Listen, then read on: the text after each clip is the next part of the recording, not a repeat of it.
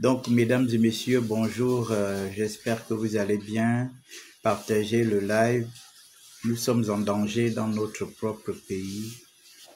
Nous sommes en danger dans notre propre pays. Nos enfants sont en danger dans notre propre pays. Et si nous ne prenons pas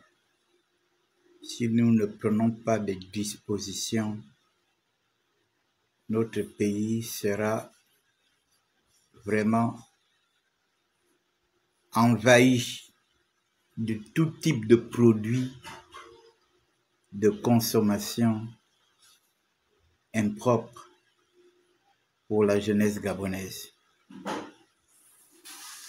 Vous avez vu que ce matin, TV+, la page TV+, a publié,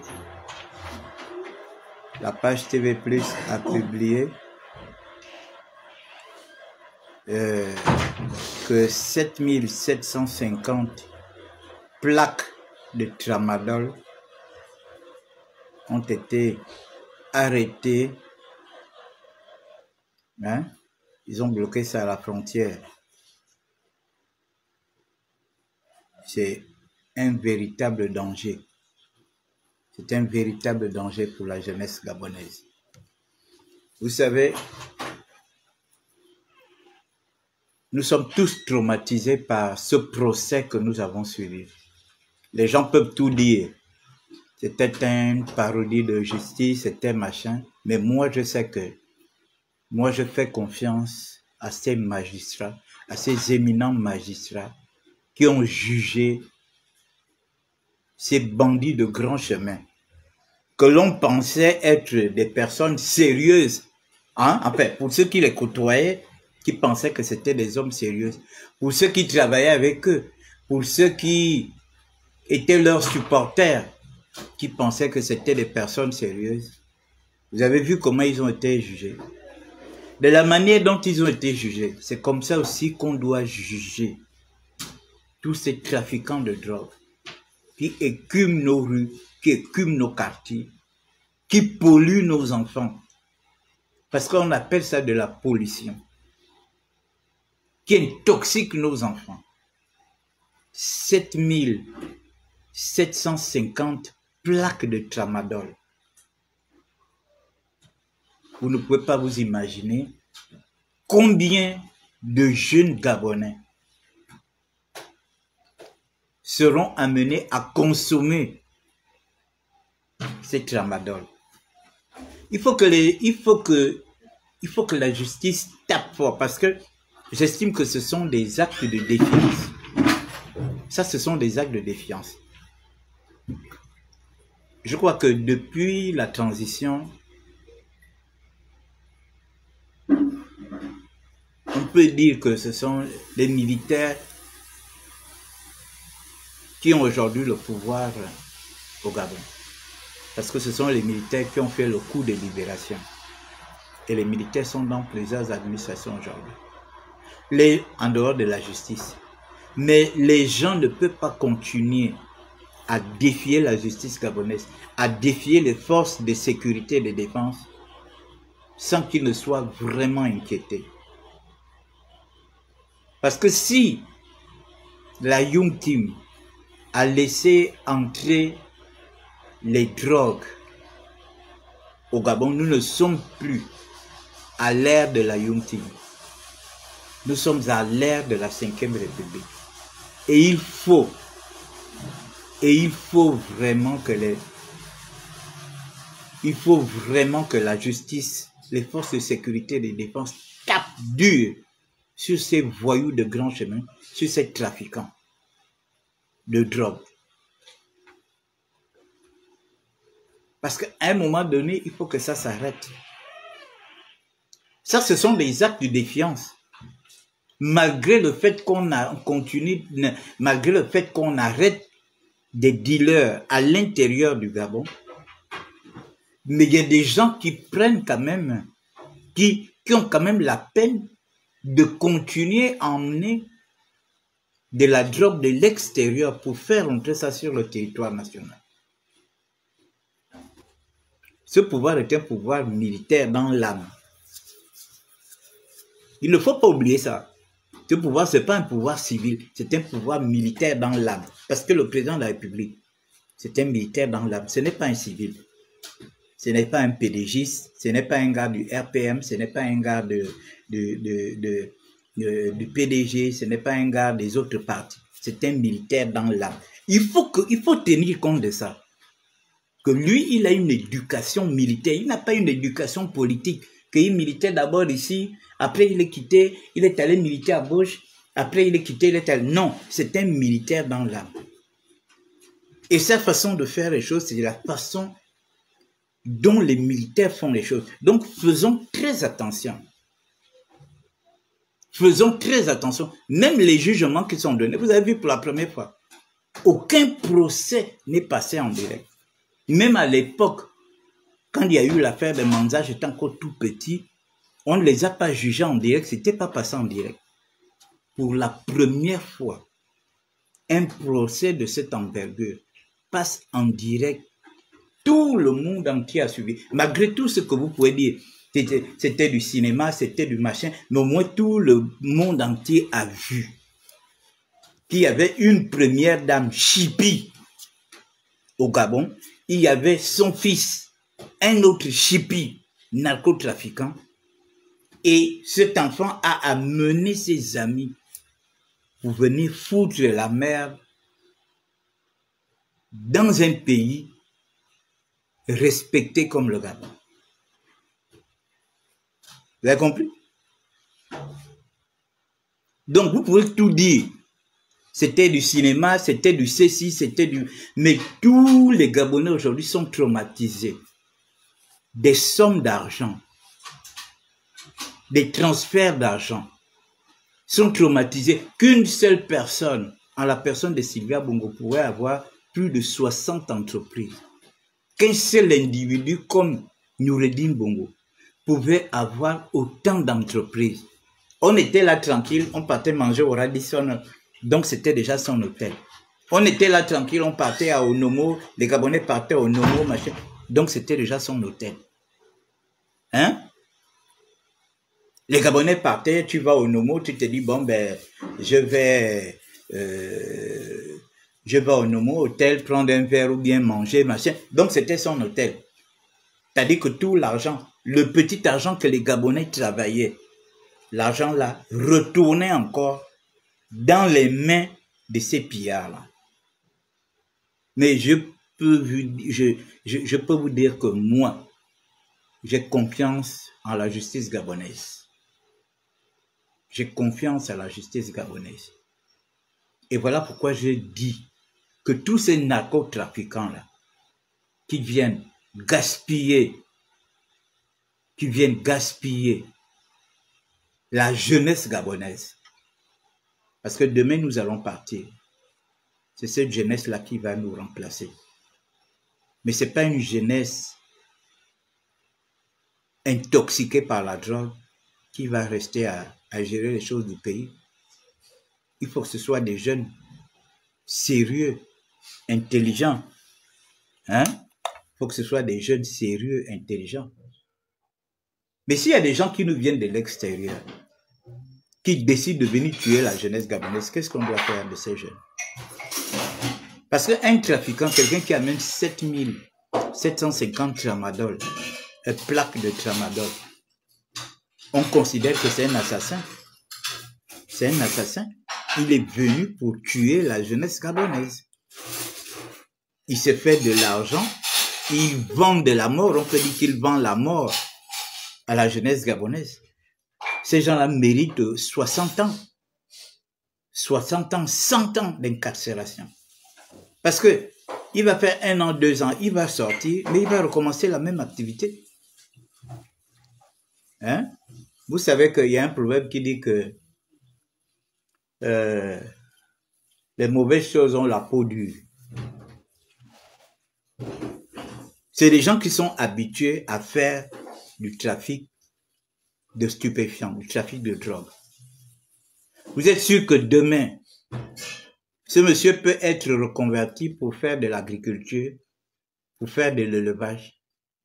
Il va aller en prison, il va sortir. il ne viendrait pas faire l'agriculture, il ne viendrait pas faire l'élevage. Il va continuer dans le trafic de drogue. Il va même développer d'autres circuits. Il va développer d'autres circuits de trafic de drogue. Donc, conclusion, c'est des gens qu'on doit mettre en prison au moins pour 60 ans. On regarde quel âge il a quel âge? Il a genre 50 ans. On lui file 60 ans, il va rester là-bas toute la vie. Il va rester là-bas toute la vie. Parce que ça ne sert à rien, vous allez coller à ce type-là. 1 an, 2 ans, 3 ans. Au bout de 3 ans, il sort, il recontinue l'activité. Remarquez tous ces grands bandits-là qui vont en prison, qui font 2 ans, 3 ans, 4 ans. Si c'était un grand voleur de voiture, dès qu'il sort, il va faire semblant, il va d'abord faire semblant de se calmer. Or, il est déjà en train de développer, il développe des techniques, il cherche comment faire pour recommencer cette activité. Donc, quand vous voyez des gens comme ça, quelqu'un qui est dans le trafic de drogue, mais ils ne sont pas prêts à laisser, puisqu'il sait que ça lui a rapporté tellement d'argent facilement. Quand il sort, il fait semblant d'être sérieux, parce qu'il sait que les gens ont les yeux vers lui. Il va chercher à être sérieux là 1 mois, 2 mois, 3 mois, 4 mois. Après, hop, il va reprendre. Il va avoir des contacts à gauche, à droite, il va reprendre et c'est parti. Il se relance dans cette activité. Après, vous allez entendre 6 mois plus tard ou bien 8 mois plus tard. Non, il a encore été déféré. Oh mon Dieu, il a encore été déféré. Mais, donc quand les gens comme ça, quand ils vont en prison, vaut mieux leur filer 40 ans, 50 ans de prison. Au moins, ils restent là-bas une bonne fois pour toutes. Ils restent là-bas jusqu'à une bonne fois pour toutes, au lieu de venir gaspiller la jeunesse gabonaise. Au lieu de venir gaspiller nos enfants, nos petits-enfants. Le Gabon, c'est un pays plein d'avenir. Le Gabon, c'est un pays... Attends, vous avez vu un pays où la communauté béninoise est à plus de 100 000 personnes. C'est-à-dire que même les Camerounais qui sont nos voisins les plus directs ne sont pas nombreux ici. Mais la communauté béninoise est à plus de 100 000. Et on dit quoi? On dit que dans les 100 000 là, il y a 75 000 qui sont sans papier. Il y a 75 000 qui sont sans papier. Et 25 000 qui ont des papiers. Bon, comment les 100 en général ont fait pour venir au Gabon? Vous pensez qu'ils sont venus par avion? Est-ce que vous pensez qu'ils sont venus par avion? Je peux dire que les 3 quarts ou les 99,94% sont venus en pirogue. Le reste est venu par avion. Donc, vous pensez que ces gens-là envahissent le Gabon, pourquoi? Ils envahissent le Gabon parce que le Gabon est un pays qui a de l'argent. Parce qu'il y a des opportunités, n'importe quelle opportunité. Regardez, on a arrêté des gens qui vendent des glaces, qui fabriquent des glaces colorées, des glaces et ils vont vendre ça devant des établissements. Tout ça, c'est pourquoi? C'est pas pour tuer la jeunesse gabonaise. Ils utilisent des colorants de peinture et autres. Ils font des glaces dans des conditions extrêmement dangereuses. Après, on se retrouve avec des petits-enfants qui ont le cancer, des petits-enfants qui ont des suffisances rénales, des petits-enfants qui ont des maladies. Nos filles, nos sœurs aujourd'hui qui se retrouvent avec des myomes. Vous savez que les petites Gabonaises aujourd'hui se retrouvent avec des myomes. Elles ne connaissent même pas les hommes. Elle ne connaît même pas les hommes. Elle ne couche même pas encore avec les hommes. Elle se retrouve avec des myomes. Elle se retrouve avec des kystes. Tout ça, c'est quoi? C'est c'est toute cette alimentation macabre que ces gens-là font manger aux jeunes Gabonais et aux jeunes Gabonaises. Vous avez appris il n'y a pas longtemps qu'à EM Gabon, il y a beaucoup d'étudiants qui ont été intoxiqués de diarrhée. Mais depuis que c'est une université est devenue une grande université, moi je passe là, quelquefois les matins ou quelquefois quand je rentre. Les petits commerces qui vendent la bouffe, n'importe comment, se sont multipliés autour de cette école. Ceux qui font des Nike, ceux qui font des machins, ceux qui font des coupés, ceux qui font... Ce sont... Est-ce que ces Nike-là, c'est de la bonne bouffe? Est-ce que ce n'est pas de... Est-ce que c'est pas de la bouffe avariée? Est-ce que ces coupés-là, c'est de la bonne bouffe? Est-ce que ce n'est pas de la bouffe avariée? Tout autour, à la sortie de l'école, plein de commerçants sont venus s'installer là pour vendre de la bouffe. Aujourd'hui, on n'a plus les systèmes de foyers dans les établissements, des restaurants dans les établissements. Donc, on laisse les enfants qui ont encore aussi un petit esprit collégien ou lycéen dans leur tête, qui partent. Mais c'est dangereux. Et vous verrez que ces gens-là, eux-mêmes ne mangent pas ça. Eux-mêmes, ils ne mangent pas ça. Mais il faut manger ça aux gens. Vous verrez que ces gens-là, regardez comment ils assaisonnent les Nike qu'ils font. Moi, je ne mange pas ça. Et j'ai interdit à mes enfants de manger ça. Nous ne sommes pas milliardaires, nous ne sommes pas millionnaires. J'ai demandé à mes enfants de ne pas bouffer ça. Ils assaisonnent ça. Les Nike sont toujours rouges. Rouges.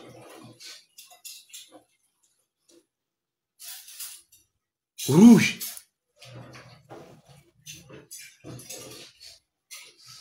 Ils mettent des colorants. Et ils vont vendre ça devant des écoles. Des glaces rouges, des glaces vertes. Moi, je me rappelle que nous, quand on était petits, on faisait des glaces. Tu vas acheter un sirop. Le sirop à la menthe. Tu vas acheter ça à la Gaboprix, machin tout.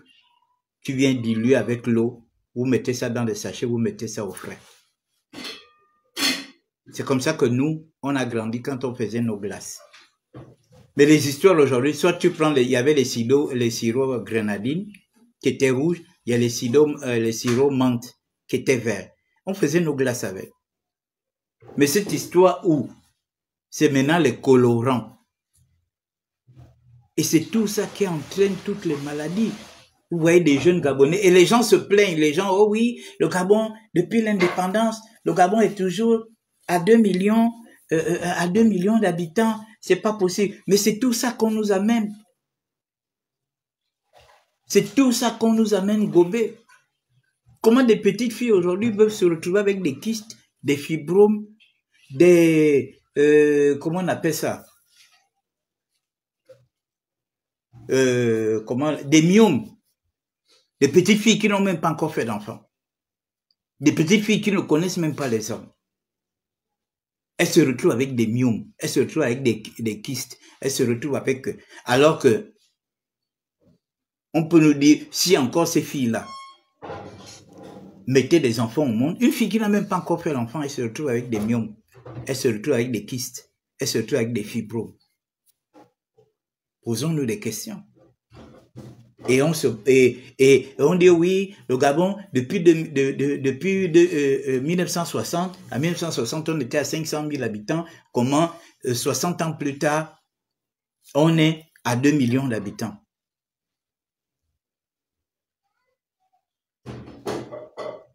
Des petites filles aujourd'hui, à l'époque de nos mamans, moi je suis né d'un ventre. Ma mère a fait 11 enfants. Sur les 11, il y a un seul qui est mort à la naissance. Nous sommes 10, 5 filles, 5 garçons. Nous, maman, à l'époque, elle faisait beaucoup d'enfants. Comment se fait-il qu'aujourd'hui, nos femmes ou nos filles ne font plus beaucoup d'enfants? Parce que quand on se plaint de la population gabonaise, c'est pas les étrangers qui viendront gonfler la population gabonaise. Ce sont nous, les Gabonais, qui devons gonfler la population gabonaise. Mais si nos sœurs aujourd'hui, si nos sœurs aujourd'hui font un seul enfant, 2 enfants, 3 enfants. Mais comment on peut peupler le Gabon comme les gens le veulent? Hein? Est-ce que vous savez que les femmes ouest-africaines qui viennent ici au Gabon, ou bien les femmes étrangères, tout à l'heure j'en discutais avec une de mes belles-sœurs qui est sage-femme. Elle est sage-femme à Franceville. Et elle me disait que il y a trop d'étrangères qui accouchent, et principalement les Congolaises, qui accouchent à Franceville. Parce que dans leur logique, dans leur tête, il faut que la population congolaise soit majoritaire dans le Haut-Ogooué dans quelques années. Ce sont les Congolaises qui accouchent beaucoup plus dans des hôpitaux dans le Haut-Ogooué. Est-ce que c'est normal? Mais que font les Gabonaises? Et dit sur 10 accouchements, il y a peut-être une seule Gabonaise. Le reste, ça, c'est les étrangers. Et quand on regarde un peu, un Ouest-Africain, quand il fait venir sa femme ici, pendant que la femme vient de mettre l'enfant au monde, l'enfant a 6 mois, il y a un autre qui est déjà dans le ventre. Hein? Il y a un autre qui est déjà dans le ventre. Dès que l'autre marche déjà, il y a l'autre qui naît. Et c'est comme ça qu'ils font. Après, vous allez voir, il se retrouve, un Ouest-Africain qui se retrouve avec 8 enfants qu'il a fait au Gabon. Quand il fait ces 8 enfants au Gabon, vous pensez que les enfants là iront vivre dans son pays. Mais ces enfants-là vont vivre ici. Ces enfants-là seront des étrangers nés au Gabon. Et ils sont nombreux comme ça. Ils sont nombreux comme ça. Et nous, on est là. On est content. On voit des gens qui viennent de je ne sais où, qui amènent des tramadol. Je ne sais pas si c'est avec la complicité des Gabonais. Et qui viennent dissimuler ces tramadol-là. Et vous allez voir qu'ils ne peuvent pas proposer ça à des vieux comme moi. Ils proposent ça à des jeunes. Parce qu'il faut détruire la jeunesse gabonaise depuis la petite enfance. Parce que c'est la jeunesse gabonaise qui est l'avenir du Gabon. Il faut la détruire. Parce que les gens, tout le monde rêve. Tout le monde rêve de venir au Gabon. Tout le monde rêve de vivre au Gabon. Tout le monde rêve de piller le Gabon. Tout le monde rêve de s'enrichir au Gabon. Vous voyez Noureddine qui fait des multiples postes, machin, pour vouloir distraire la justice gabonaise. Quelqu'un qui n'a jamais rien acheté de sa vie. Vous vous rendez compte qu'ils ont acheté 2 avions, 2 Boeing. 195 milliards. 195 milliards. Ils ont acheté Boeing. Pour eux. Vous voyez des gens comme ça. Ils achètent des Boeing avec l'argent de l'État gabonais. Ils créent une société qui est chargée de faire louer ces avions et de recueillir les factures des locations de ces avions. Et c'est l'État gabonais qui sort l'argent pour que ces avions-là aillent en révision. Je prends un exemple, terre à terre. Je vole l'argent et puis je m'achète des taxis. Hein? Les taxis roulent, pam, pam, pam, pam, pam, pam. Toutes les recettes des taxis, on me donne. On vient me déposer ça. On vient me déposer toutes les recettes des taxis. Maintenant, c'est l'État qui paye mes révisions, qui paye mes vidanges, les vidanges de mes taxis. C'est ce qu'ils ont fait. Ils volent l'argent du Gabon, 195 milliards, ils s'achètent 2 Boeing. Ils créent une entreprise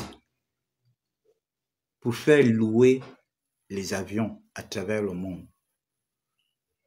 Même quand eux-mêmes ils empruntaient cet avion, c'était en guise de location. C'était en guise de location. Et c'est l'État gabonais qui doit payer la révision de ces avions. Quand je pense que la révision d'un avion, c'est pas 1 million, c'est pas 2 millions, c'est pas 10 millions, c'est pas 100 millions, c'est pas 300 millions, c'est des milliards.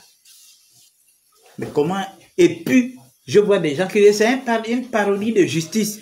Une parodie de justice, quand des secrets comme ça sortent, c'est une parodie de justice. Vous étiez là, assis, avec des grosses têtes comme moi.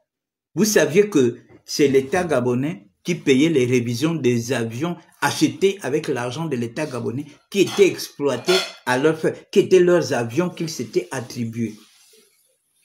Hein? Vous étiez là. Vous saviez que Noureddin Tounkok l'appartenait déjà. Il avait le titre foncier de Tounkok. Non, parlons peu, parlons vrai. Vous dites que c'était une parodie de justice. Mais quand des secrets comme ça, des secrets d'État comme ça sortent, on était là tous avec des grosses têtes. On savait que Ali Bongo avait distribué des milliards aux enfants au CENI. Toi, prends 2 milliards. Toi, prends 2 milliards. Toi, prends ceci. On était là, on savait ça. Puisque vous dites que c'est une parodie de justice. Donc, ce sont les magistrats eux-mêmes qui ont écrit ça. Hein? Ou bien ce sont les gens qui ont perçu ça, eux-mêmes qui sont venus avouer. Les Gabonais, il faut ouvrir les yeux. Moi, j'ai dit, les réseaux sociaux m'ont ouvert les yeux, m'ont ouvert les oreilles. Et je respecte les réseaux sociaux. Parce que grâce aux réseaux sociaux, nous sommes au courant d'un certain nombre de choses, après avoir recoupé l'information. Ce procès-là ne serait pas passé en direct. Ce procès-là se serait passé à huis clos.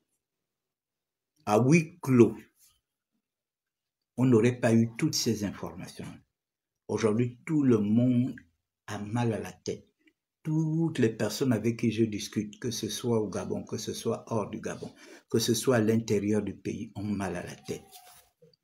Que pendant que les retraités se faisaient bousculer, se faisaient taper, se faisaient brutaliser parce qu'ils réclamaient leur bulletin. Pendant que les jeunes sont assis, on n'a pas pu les recruter à la fonction publique. Les concours ont été fermés. Tout. Pendant ce temps, Ali Bongo distribuait des milliards à des petits pour qu'ils viennent nous piétiner. Parce que quand tu fais des étrangers, des milliardaires, c'est pourquoi. Et je comprends pourquoi beaucoup de jeunes Gabonais étaient assujettis aux CENI, étaient assujettis à Noureddin, étaient assujettis à tous ces petits-là. Est-ce que c'est normal? Est-ce que c'est normal? Pendant qu'il y avait des Gabonais. Mais on ne demande pas tous à avoir 2 milliards dans nos comptes. On ne demande pas tous à être payés à 2 milliards ou à 2 millions. Mais quand vous faites déjà la route, c'est un bien commun. Quand vous faites la route Libreville-Makokou, c'est un bien commun pour les populations. Quand vous faites la route Libreville-Franceville, c'est un bien pour les populations. Quand vous faites la route Libreville-Koulamoutou, Libreville-Mayumba, Libreville-Ndindi, Libreville-Malinga, mais c'est un bien pour tout le peuple. Est-ce que ça veut dire que vous faites du mal aux Gabonais? Donc, ils préféraient enrichir des petits-enfants de rien du tout, au lieu de développer le Gabon. Aujourd'hui, je vois des gens, vous êtes en train d'insulter les magistrats. Vous dites tout et n'importe quoi sur les magistrats. Vous étiez là, nous étions là tous avec des grosses têtes qui avaient toutes ces informations. Mais c'est la justice qui a permis aujourd'hui que ces informations sortent. Quand ces gars-là étaient là, ils roulaient les mécaniques. Vous les avez convoqués un jour? Vous les avez jugés un jour? Vous ne les avez jamais jugés. Vous avez déjà commenté vous avez déjà commenté les jugements. Vous n'avez jamais commenté. Vous étiez tous là, apeurés. Quand Ali Bongo était là, il vous faisait tous peur. On était combien de personnes qui parlaient sur le territoire national? On était combien de personnes qui faisaient des vidéos sur le territoire national? Noureddine, quand Noureddine trônait, quand il se prenait pour le président de la République, on était combien à tirer sur lui? On était combien à tirer sur Sylvia? Aujourd'hui, vous avez tous le courage, comme c'est un Gabonais qui est là. Et ça prouve à suffisance que la manière dont vous vous comportez avec les étrangers, ce n'est pas de la même manière dont vous vous comportez avec les Gabonais. Quand ce sont les étrangers, vous vous mettez à genoux, vous vous mettez même à plat ventre. Et quand ce sont les Gabonais, vous manquez de respect à vos frères Gabonais. On était là, tout ce qu'on dénonçait. Mais vous nous prenez pour des imbéciles. Vous nous insultiez. Vous cherchez à nous arrêter. Vous cherchez à nous mettre en prison. Hein? Je comprends pourquoi tout ce qui est dit ne vous dit absolument rien. Vous dites que c'est une parodie de justice. On juge des milliardaires. Vous dites que c'est une parodie de justice. On vous dit que Sylvia Bongo et son fils nous ont pris plus de 4400 milliards. Ça ne vous dit rien. Vous dites que c'est une parodie de justice. On vous dit que Sylvia Bongo, ils avaient des avions, ils ont des immeubles. On parle de plus de 22 immeubles dans Libreville. Vous dites que c'est une parodie de justice. Hein? Parce que vous ne poussez pas la réflexion loin. Votre réflexion s'arrête au ventre. C'est votre ventre qui réfléchit, c'est pas votre tête qui réfléchit. On vient sortir, les gens sont venus sortir des choses qui devraient mettre les Gabonais en colère. Les gars, si vous êtes au chômage, c'est à cause des gars là. À cause des milliardaires là, au CENI. Pendant que vous vous attendez, vous cherchez le travail. Pendant que vous cherchez l'argent pour faire des petites affaires. Le bon monsieur, lui, il offre à Osseni 2 milliards. Même un petit, l'autre petit là, 2 milliards. Ils partagent des bonus pétroliers. Les gars se partagent des bonus pétroliers à la présidence de la République. Même quelqu'un qui n'est ni de près ni de loin du domaine pétrolier obtient des primes jusqu'à 400 millions. Et ils sont 450 millions et ils sont fiers. Ils viennent parler de ça là-bas. Pendant que les gens qui travaillent dans le pétrole passaient leur temps à faire des grèves parce qu'ils connaissent ce qu'ils produisent. Les gens là préféraient que les Gabonais se mettent en grève au lieu de régler les problèmes des Gabonais. Et ils étaient là pour utiliser les forces de sécurité, pour mettre la main sur les gens, pour intimider les gens, pour machin. Où sont ces forces de sécurité qu'ils ont utilisées? Pourquoi ces gens-là ne sont pas venus les sauver aujourd'hui au tribunal? Les Gabonais, faisons très attention. Faisons très attention. Ce qui se passe aujourd'hui est un conseil. Le procès là, c'est un conseil. Le procès là qu'il y a eu, que le monde entier a vu, c'est un conseil. Les magistrats ont démontré par A plus B qu'ils sont compétents et que depuis longtemps, on a étouffé leurs compétences. Quand vous regardez le président de la Cour, vous pensez que c'est un magistrat qui est sorti de l'école hier? Quand vous le regardez, vous pensez que c'est un magistrat qui est sorti de l'école hier? Ça, ce sont des vieux magistrats chevronnés. Quand vous regardez le procureur général, vous pensez que c'est un magistrat qui est sorti hier là? Ça, c'est des gens qui sont dans la magistrature depuis longtemps. Quelqu'un qui a occupé des postes à l'intérieur du pays. Quand vous regardez ceux qui étaient assis là, vous pensez que ce sont des jeunes enfants qui sont sortis de l'école de la magistrature hier? Non. Ça, ce sont des magistrats de haut rang. C'est pas n'importe qui devient magistrat de haut rang. Il y a l'ancienneté dedans. Il y a l'ancienneté. Et l'expérience et la sagesse. Regardez comment le monsieur était. Regardez regardez la position du président de la Cour. Regardez la sagesse à laquelle il menait les débats. Regardez, écoutez les questions. Quand il te dit, répondez à la question. Répondez à cette question. Il t'intime l'ordre de répondre à la question qu'on te pose. Donc, il faut respecter les magistrats. Les magistrats, là, ont fait ce qui n'a jamais été fait. On sait que depuis plus de 50 ans, la justice était bâillonnée. Elle était étouffée. Ou tu vas même en justice, tu portes plainte, tu as raison. C'est toi, celui à qui tu as porté plainte. Comme c'est quelqu'un qui a le pognon, on t'écrase. On t'écrase avec ça. Hein? Toi, Emansol, là, tu es en Tunisie, tu es un étudiant. Fais ton école et tu rentres au Gabon. Tu as compris? Je te connais bien parce que j'ai plaidé pour les élèves, pour les étudiants qui étaient en Tunisie, qu'on avait mis en prison pour des questions de papier. Et c'est là où j'ai fait ta connaissance. Donc, fais très attention. Tu es en Tunisie, je ne sais pas si tu as fini tes études ou bien si tu es encore là-bas pour faire tout et n'importe quoi. Donc, fais attention. Tu as compris? Voilà. Parce que là, je suis en train de parler des vraies choses du Gabon. Toi, tu n'es pas au Gabon. Tu es un étudiant en Tunisie. Et si tu continues, je vais chercher ton identifiant. Et si je cherche ton identifiant, si tu es au Gabon ici, je vais mettre la main sur toi. Tu as compris? Parce que moi, je vous ai rendu des services.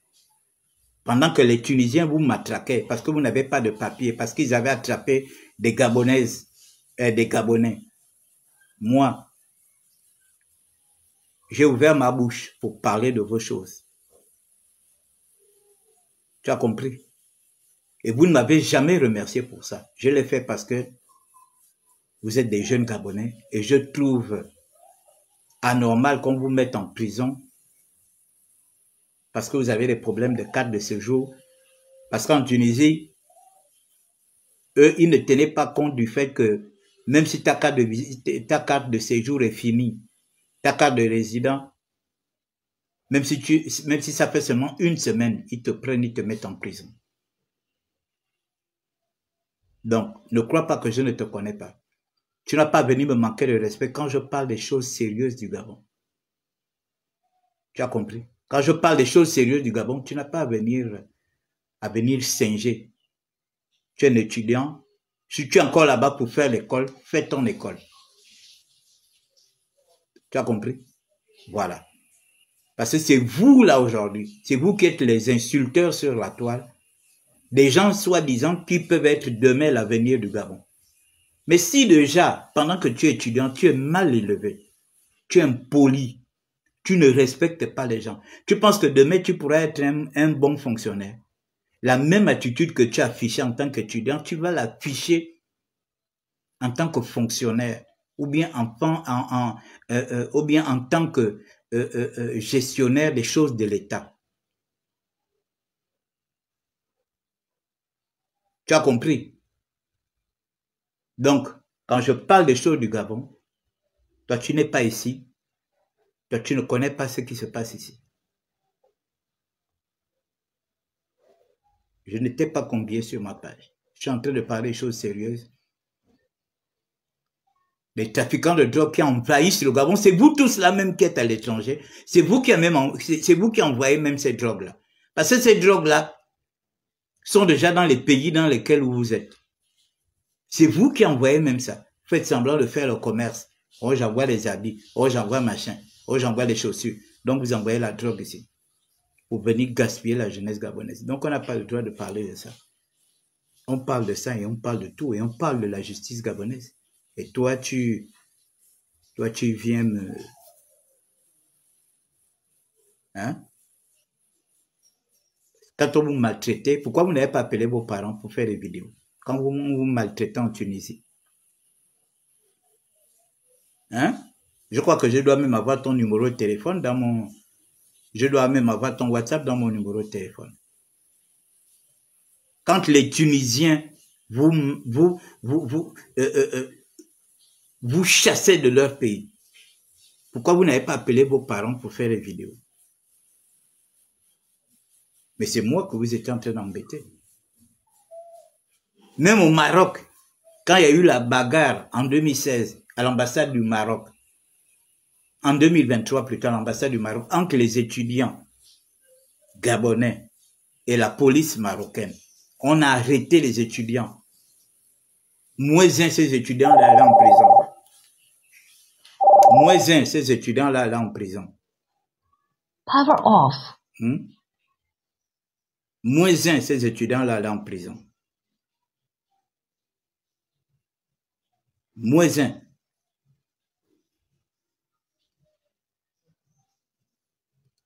Mais vous n'avez pas appelé vos parents pour parler de ça.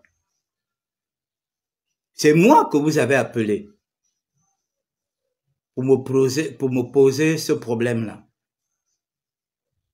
Le problème des étudiants qui avaient été arrêtés. C'est moi que vous avez appelé pour dénoncer votre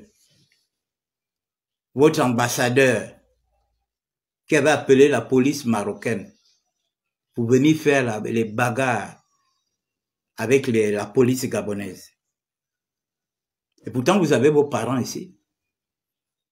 Vous avez vos papas, vos mamans, vos soeurs, vos frères. Pourquoi vous ne les avez pas appelés? Pour qu'ils parlent de ça, pour qu'ils fassent des vidéos. Hein? C'est moi qui ai fait des vidéos. C'est ça. Pour que cette affaire sorte. Mais vous ne m'avez jamais remercié pour ça. Vous avez été libéré. Et aujourd'hui, vous faites partie des gens qui insultent les gens dans les réseaux sociaux. Parce que vous êtes à l'étranger. Vous pensez qu'on ne vous connaît pas. Vous n'avez pas de problème avec ce pouvoir. Je continue, je persiste et le dis. Voilà des gens avec qui on avait des problèmes. Des gens qui sont devenus milliardaires. Des gens qu'on a transformés milliardaires. Des gens qui vous ont empêché d'avoir des bourses. Qui vous ont empêché d'avoir du travail. Qui vous ont empêché d'avoir des concours. Qui vous ont empêché d'être recrutés à la fonction publique. Ce sont ces gens-là qu'on était en train de juger hier. Là. Mais s'il y a des gens que vous devez insulter, ce sont ces gens-là. Mais quand vous venez insulter aujourd'hui les nouvelles autorités qui se battent bec et ongles pour trouver des solutions, hein, pour trouver des solutions pour vous. Je prends un exemple, vous êtes 100 000 aujourd'hui. Vous êtes 100 000 chômeurs. Vous pensez que c'est aujourd'hui qu'on va mettre les 100 000 chômeurs au travail. Mais c'est une question d'entonnoir. C'est une question d'entonnoir. Vous avez vu l'entonnoir, non? Attendez. Comme beaucoup d'entre vous, vous ne connaissez pas des choses.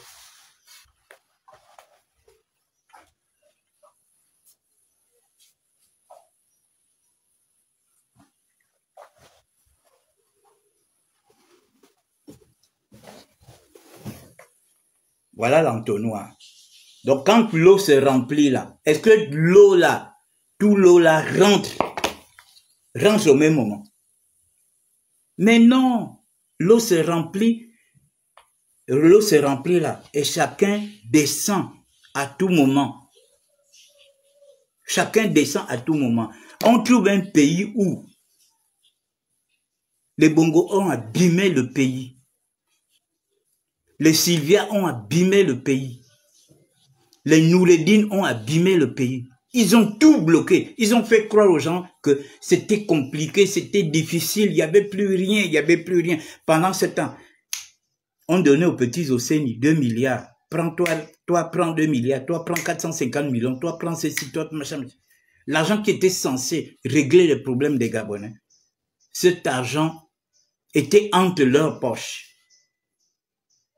Mais qui est responsable de ce que vous criez aujourd'hui? Oh, il n'y a pas d'emploi. Vous pensez qu'en 2 ans? Non, je laisse même la transition. Parce que ce que le président a fait pendant la transition, c'est extraordinaire. Je prends son mandat qui vient de commencer, qui n'a que 7 mois. Regardez ce qui se passe en 7 mois. Donc vous voulez qu'en 7 mois, le président règle des situations de 14 ans. Attends, soyons un peu sérieux, les gars. Le président prend le pays est quasiment au sol. Non, même au sol, même c'est trop. Le pays est quasiment au sous-sol. Le pays est quasiment au sous-sol. Il y a le chômage. Il n'y a pas d'école, il n'y a pas d'université, il n'y a rien. Les Gabonais sont obligés d'envoyer leurs enfants apprendre à l'étranger. Et quand on regarde, c'est des écoles de fortune. Alors qu'on avait les moyens de construire des universités dans toutes les provinces, je l'ai dit ici. Si on construit une université, par exemple à Makokou, les enfants qui sont à Makokou, mais ils sont quasiment dans leur milieu naturel. Ils apprennent là. D'autres peuvent venir du Wellington, parce que le Wellington, c'est à 250 km de Makokou. D'autres peuvent venir du Haut-Ogooué, en passant par Okonja. Okonja, Makokou, c'est 200 km. Donc, les enfants sont presque au même endroit. Ils n'auront pas de problème. Ils peuvent aller passer un week-end dans sa province d'origine, aller prendre un peu de nourriture et autres, et revenir. Si on construit une université à Koulamoutou, les enfants de Franceville peuvent aller, les enfants du Haut-Ogooué peuvent aller apprendre à Koulamoutou, ceux de Logoué-Vindo peuvent aller apprendre. Si on construit dans le Wellington, ceux de Logoué-Vindo peuvent aller dans le Wellington, vice-versa. Au lieu que nos parents, j'avais fait un travail sur ça. On disait qu'il y avait près de 12 000 enfants gabonais. 12 000 enfants gabonais qui étaient étudiants au Sénégal. Je refais mes calculs. Sur 12 000, si un parent envoie son enfant, ou bien si l'État gabonais paye à un Gabonais 100 000 francs de bourse tous les mois, ça fait combien?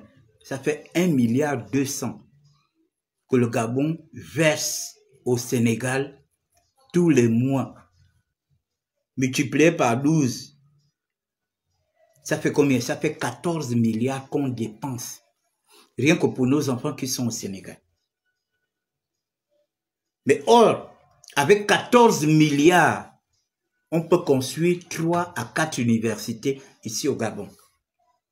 On peut construire dans le Goué-Vindo, dans le Goué-Lolo, dans le Moyen-Ogooué, dans l'Angounié et peut-être dans le Wellington. Et là, quand un enfant, un petit Gabonais, qu'il soit du nord, du sud, de l'est à l'ouest, a le bac, il peut décider, moi je m'en vais faire mon université dans le Goué-Vindo. Il peut décider, moi je m'en vais faire mon université dans le Wellington. Il peut décider, moi je m'en vais faire mon université dans le Goué-Lolo, dans le Haut-Ogooué, vice-versa. Mais qu'est-ce qu'ils ont préféré? Ils ont préféré que les Gabonais, eux, ils doivent se farcir les joues avec les milliards du Gabon. Ils doivent se farcir les joues avec les milliards du Gabon. Et les Gabonais doivent continuer à souffrir en dépensant de l'argent pour leurs enfants. Ce procès a permis aux Gabonais d'ouvrir les yeux et de comprendre comment ces gens-là nous ont pris pour des mougous pendant près de 14 ans. Parce que là, le procès qu'on vient faire là, ça c'est un procès qu'on fait pour les 5 dernières années, quand Ali est tombé là. Quand Ali est tombé, C'est le procès de là. Mais si on commence le procès de 2009, de 2009 à 2016, ce sera pareil. Ce sera pareil. Hein? Ce sera même pire. Ce sera même pire. Donc vous qui dites, oh, c'est une parodie de justice. C'est une parodie de justice pour vous parce que beaucoup d'entre vous, vous étiez des soutiens de Noureddine, de Sylvia et d'Ali Bongo. Et vous avez honte aujourd'hui parce que les secrets sont sortis. Parce que vous demandez à tous ceux qui ont suivi ça à l'intérieur du pays, y compris même ici. Quand vous posez des questions sur 10 personnes, 8 personnes sont indignées. Parce que justement, nous, on sait que ce n'était pas une parodie de justice. Parce que si c'était une parodie de justice, on ne nous aurait pas mis ça en direct. On ne nous aurait pas mis ça en direct. Parce que ce procès a été suivi par tout le monde entier. Les juristes ont suivi. Tous ceux qui ont fait les écoles judiciaires ont suivi ça. Et ils ont vu. Et ce procès est un cas d'école. C'est un cas d'école. Pendant que vous êtes au chômage, vous en voulez aux nouvelles autorités qui ne sont pas responsables de votre chômage. Vous préférez soutenir ceux qui vous ont mis au chômage. Ceux qui nous ont mis au sol, ce sont eux que vous préférez. Vous venez sur les réseaux sociaux, vous venez défendre les gens comme ça. Vous venez manquer de respect à nos autorités pour des voleurs de grands chemins comme ça. Vous venez défendre des gens qui ont mis les Gabonais au sous-sol. Il y a beaucoup de Gabonais aujourd'hui qui sont morts, qu'on aurait pu sauver si on avait des hôpitaux, si on avait des routes, si on avait beaucoup de choses. Et ce sont des gens comme ça que vous venez défendre sur la toile. Vous venez insulter nos autorités à cause des gens comme ça. Et puis vous voulez que moi je sois avec vous. Et comme je vous combats, vous partez fabriquer un document. Gilles Bertrand et Kamba, il gagne 450 000. Un document fabriqué par Jonas Moulenda, avec sa tête carrée, ses mâchoires carrées, un homme qui parle comme une femme. Il ment aux gens. Hier, j'ai regardé un bout de live. Il ment aux gens qu'il a plus de 4000 personnes connectées. Tu peux mentir comme ça. Mon frère, c'est grâce à moi que tu es dans YouTube. J'étais le premier à être sur YouTube. J'étais le premier à monétiser ma chaîne sur YouTube par le canal de mon petit qui appartenait à la chaîne Kobolo News. C'est lui qui m'a monétisé ma page. C'est avec lui que je mangeais mon argent sur ma page YouTube. Une page qui avait plus de 70 000 abonnés. Que YouTube a dû nous retirer parce que le petit avait mis les vidéos de DJ Arafat. Et les Ivoiriens ont signalé notre page, comme quoi on avait pris leurs images. C'est moi qui ai dit, je t'avais appelé à l'époque, je t'ai dit que on va te monétiser ta page. Et je t'ai donné le numéro de téléphone de Kelly. Le responsable propriétaire de cette page-là s'appelle Kelly. Kelly t'a appelé, il t'a monétisé la page. Tu penses que moi je ne connais pas comment fonctionne YouTube? Moi, je connais comment fonctionne YouTube. Tu ne peux pas venir mentir aux gens que tu as 4000 personnes qui sont connectées, alors que ça affiche que tu as 1200 personnes de connectées. Tu n'as pas dit que tu as plusieurs canaux de communication. Tu ne peux pas venir mentir, tu ne peux que mentir. Et tout le temps, c'est comme ça. Oh, j'ai 4000 personnes qui sont connectées. Quand tu regardes, il a 1000 personnes, il a 1200 personnes, 1500 personnes, et il manque, il a 5000 personnes, 6000. Il veut faire croire aux gens qu'il est très suivi. Et quand tu regardes les statistiques de ses vues, il n'arrive même pas à atteindre. S'il allait plus loin, il s'est arrêté à 32 000 vues. 32 000. Il n'ira jamais à 40 000. Il n'ira jamais à 50 000. Il veut vous faire croire qu'il est suivi. Tu as 4000 personnes connectées et puis quand ta vidéo s'arrête, Tu as 4000 vues. Tu as 4000 vues. Tu es sûr que les calculs que tu fais là sont des... Mais il faut tromper les maboules qui ne savent pas comment YouTube fonctionne. Moi, j'ai vu un Ivoirien là qui faisait des vidéos là, Johnny Pacheco. Un activiste ivoirien. Quand il fait des lives, il a plus de 10 000 personnes connectées. Hein? Il a plus de 10 000 personnes connectées. Et quand Johnny Pacheco arrête, en espace d'une heure, il a déjà 200 000 à 300 000 vues. Tu ne peux pas venir mentir aux gens que tu as 4 000 personnes de connectées qui te suivent, et puis quand tu arrêtes le live, hein? Et puis quand tu arrêtes le live, tu as 3 000 vues. Et ça commence à monter, 4 000, 5 000, 6 000. Et les gens aussi pensent que oui. Attendez, je vais vous faire voir la vidéo qu'il a fait hier. Parce que moi, je n'aime pas le mensonge.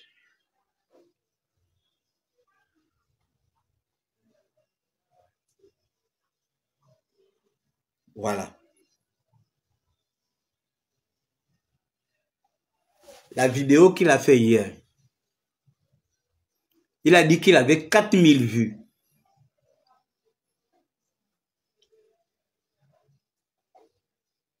Il avait 4000 vues.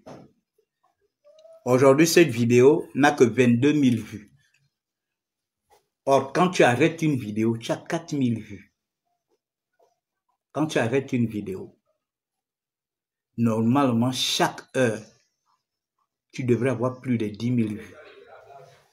Mon frère, moi j'ai travaillé, j'ai eu l'argent, j'ai mangé l'argent de YouTube. Demandez au petit Kelly qui gérait ma page YouTube. On a mangé l'argent de YouTube, lui et moi. Pendant que vous me voyez assis chez Jean-Ping, quand vous voyez, il ne mangeait pas, il ne faisait pas ci, il ne mangeait pas 3 fois par mois. Demandez au petit Kelly combien on a gagné. C'était ma page YouTube. Je mettais toutes les tournées qu'on avait fait avec Jean-Ping, qu'on faisait dans tout le Gabon. Je mettais ça. Et c'est le petit qui me contacte, qui me dit, grand, est-ce que tu sais que on peut se faire de l'argent avec ta page? J'ai dit, comment? Il dit, non, YouTube rémunère les gens. Je lui ai donné les codes de ma chaîne YouTube. Il m'a mis comme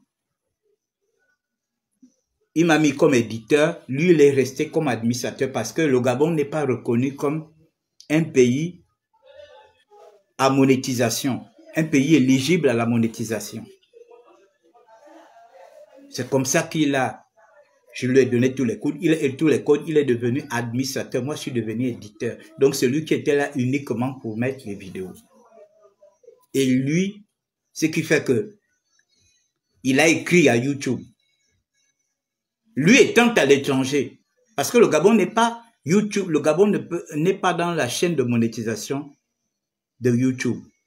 Même sur Facebook, même sur TikTok, sauf que beaucoup aujourd'hui utilisent d'autres techniques. Mais Facebook et YouTube, tu ne peux pas être administrateur étant au Gabon et manger l'argent de Facebook ou manger l'argent de YouTube. Donc c'est comme ça que lui, il était administrateur. Et en tant qu'administrateur, on se partageait les gains. Moi, je poste, ça faisait des vues. On a fait des millions de vues et nous avons eu beaucoup d'argent.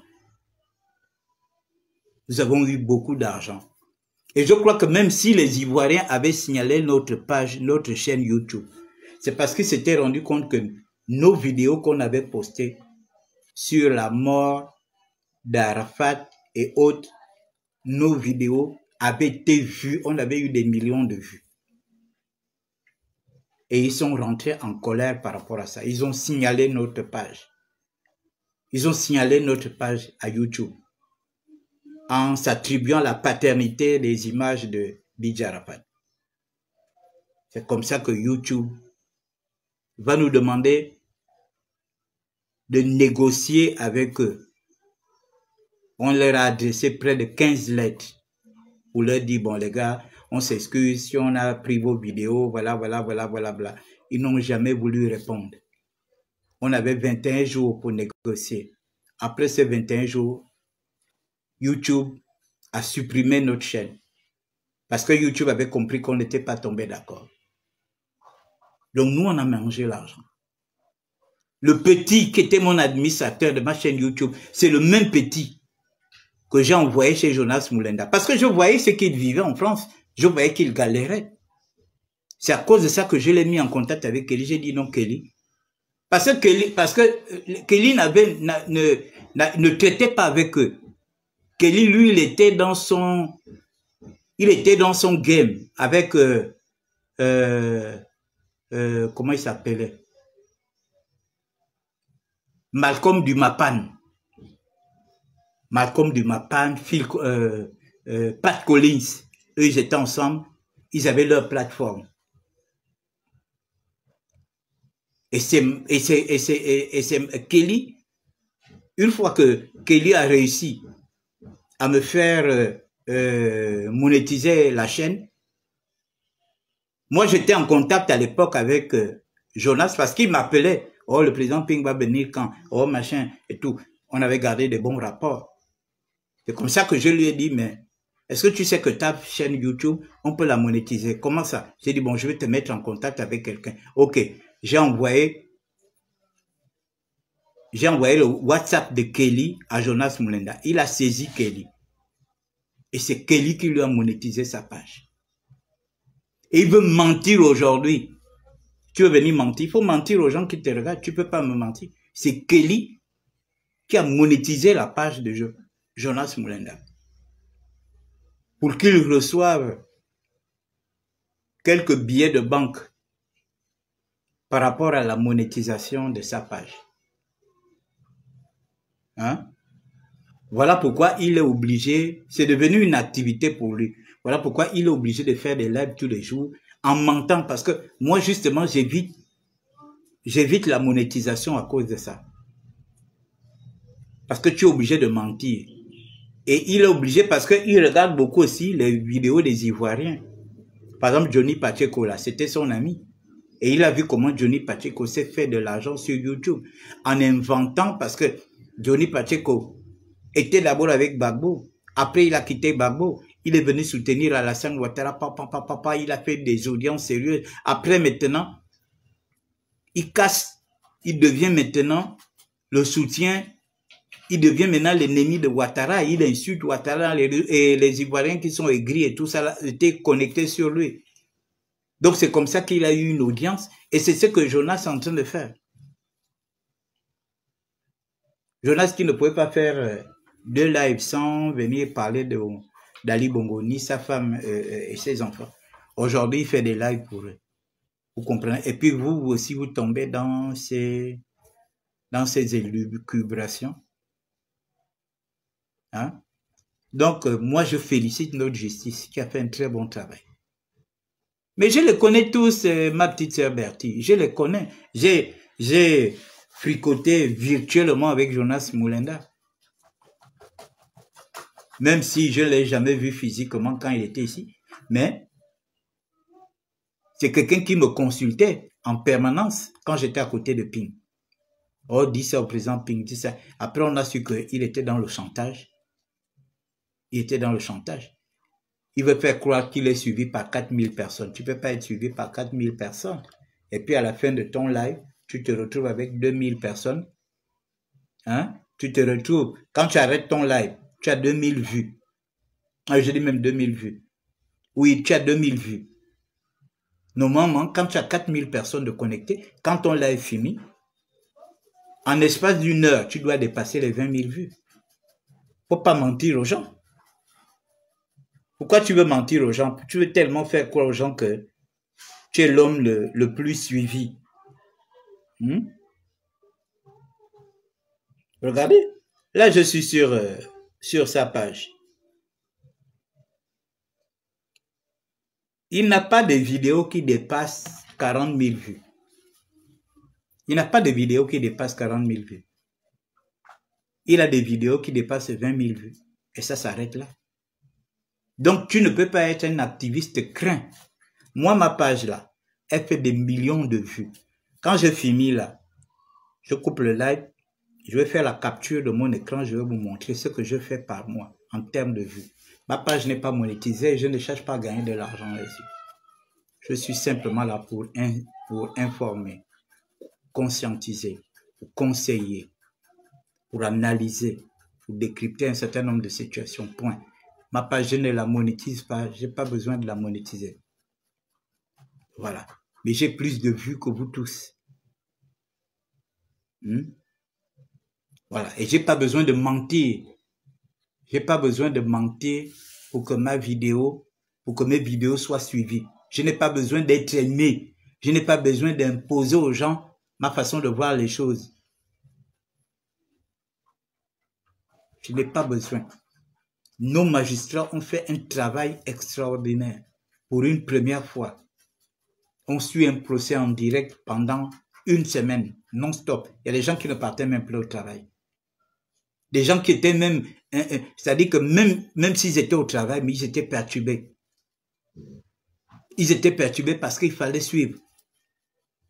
Suivre comment les enfants se sont amusés, comment les enfants se sont divisés le pays, comment les enfants s'amusaient avec l'argent du pays. Et puis vous venez dire que c'est une parodie de justice. Parce qu'on juge les gens qui vous envoyaient de l'argent. On juge les gens qui vous donnaient de l'argent. Hein? Parce qu'on juge vos parents. Hein? Mais ce procès-là, c'est le procès d'Ali Bongo. C'est le procès, c'est lui qui nous a emmené toutes ces personnes-là. Qui nous a emmené Sylvia ici. C'est pas Ali Bongo. Qui nous a emmené Noureddine. C'est pas Ali Bongo. Qui a emmené les Yann Ngoulou et autres. Vous avez entendu quand Yann Ngoulou dit quoi? Qu'ils étaient venus faire un sommet à Londres ou quoi. Et c'est là où il s'est fait remarquer. Il s'est fait remarquer auprès de qui? Auprès de Noureddine, auprès de Sylvia ou bien auprès d'Ali. Il s'est fait remarquer auprès d'Ali, c'est ce que lui-même il a dit. Il a dit que c'est Ali qui l'avait remarqué quand il y avait eu le sommet là à Londres. Après qui l'a emmené ici? Mais c'est Ali. Vous voyez que c'est lui qui nous a emmené tous ces gens-là, les Océnies. Qui a amené à Klombessi ici? C'était pas Ali. Qui a amené Liban? C'était pas Ali. Mais Ali était méchant. Je me rappelle de la manière dont il a été, dont on l'a mis au pouvoir en 2009. Mais il s'est débarrassé de tous ces Gabonais qui avaient pris des risques pour lui.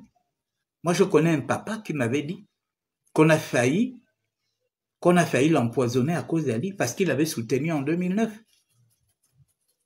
Les gens avaient fait un repas, ils ont fait une invitation et c'est lui, et il devait venir à ce repas-là. Et puis pendant qu'il était dans la voiture, c'est comme ça qu'il reçoit un coup de fil. Il était déjà dans la voiture pour aller à ce repas. Il reçoit un coup de fil. On lui dit non, ne viens pas. Si tu viens ici, on va t'empoisonner. Pourquoi? Mais parce que les femmes étaient fâchés contre ce papa-là qui avait soutenu Ali. Il y a des gens qui ont pris des risques pour Ali en 2009. Il n'a même pas tenu compte. Et il arrive, il prend un Béninois, il fait de lui directeur de cabinet. Et il prend un Somalien, il fait de lui chef de cabinet.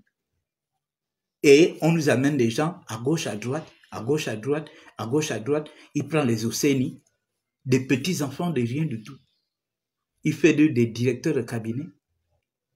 Il fait d'eux des hommes à tout faire. Ce sont eux qui doivent aller à l'étranger, qui doivent aller négocier des trucs à gauche, à droite. Vous trouvez que c'est normal? Et quand on est en train de juger des gens comme ça, vous dites que c'est une parodie de justice. Continuez. Le jour où on va vous juger, j'espère que tous ceux qui écrivent là sur la toile, quand on mettait la main sur vous, pour outrage à magistrat, comme ça vous irez, il faut qu'on vous juge un peu en live aussi. Et là, on verra si vous aurez le courage de répéter que c'est une parodie de justice. Donc, c'était mon message du jour.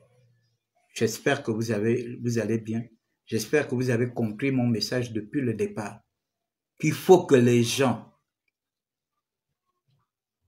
qui sont dans le trafic de drogue, dans le trafic de stupéfiants, qu'on leur mette en prison, on doit regarder d'abord quel âge ils ont. S'ils ont 50 ans, on leur donne 50 ans, ça leur fait 100 ans. Ils restent là-bas.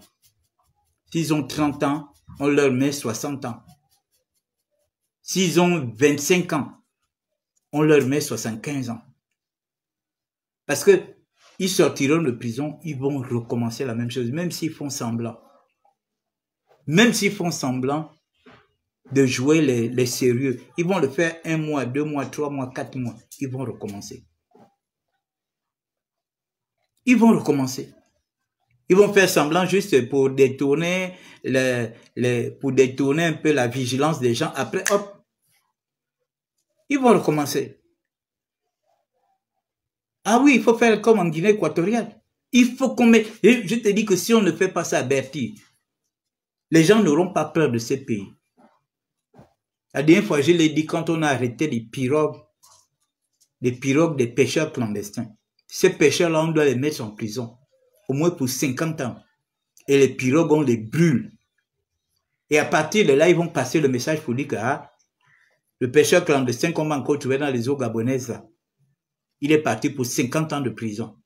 Et on vous brûle le matériel, on détruit tout à feu.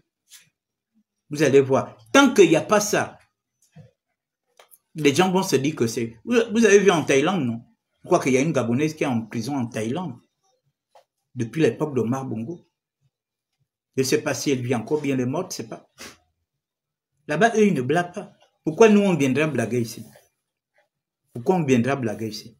Le Gabon risque de se transformer en cour du roi Péto, où les gens vont dire, ah, même si on nous a dit que leur président était militaire, non. Mais alors, nous, on continue de faire ce qu'on avait l'habitude de faire avec les civils.